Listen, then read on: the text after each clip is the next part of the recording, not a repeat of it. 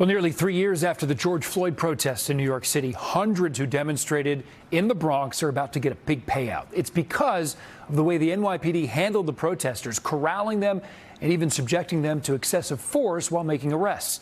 News 4's Chris Glorioso is in the newsroom tonight with more on this. Chris. Well, this multi-million-dollar settlement involves a protest in Mott Haven where roughly 300 people were arrested. Much of the police misconduct there blamed on the NYPD's Strategic Response Group, a unit tasked with crowd control. Today, City Hall was filled with protesters calling for the SRG to be disbanded, but the NYPD did not show up. How barbaric it was that day, how I was violated, how my sister was violated. Bronx protesters Samira and Amali Sierra were two of the hundreds of racial justice demonstrators rounded up and arrested by the NYPD in June of 2020. Those are all police coming in. The mass arrest carried out mostly by the NYPD's Strategic Response Group using a controversial technique called Kettling. This week, the city agreed to settle with demonstrators who argued their First Amendment rights were trampled. Each arrested protester offered $21,500. I think the settlement is a testimony to the wrongdoings by the hands of the NYPD. In court documents, attorneys for the Bronx protesters argued the June 4th mass arrest was particularly egregious because the operation was directed by the very highest levels of the NYPD, including former Chief of Department Terrence Monahan, who now works as a law enforcement contributor for NBC4.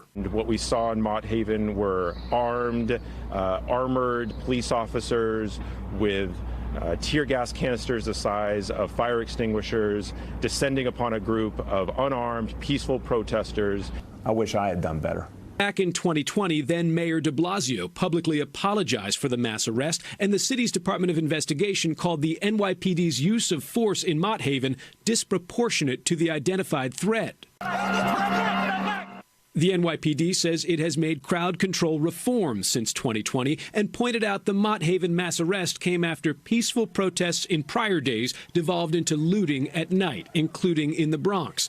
It was a challenging moment for the department, said an NYPD spokesperson. Officers did their utmost to help facilitate people's rights to peaceful expression, all while addressing acts of lawlessness, including wide-scale rioting, mass chaos, violence, and destruction.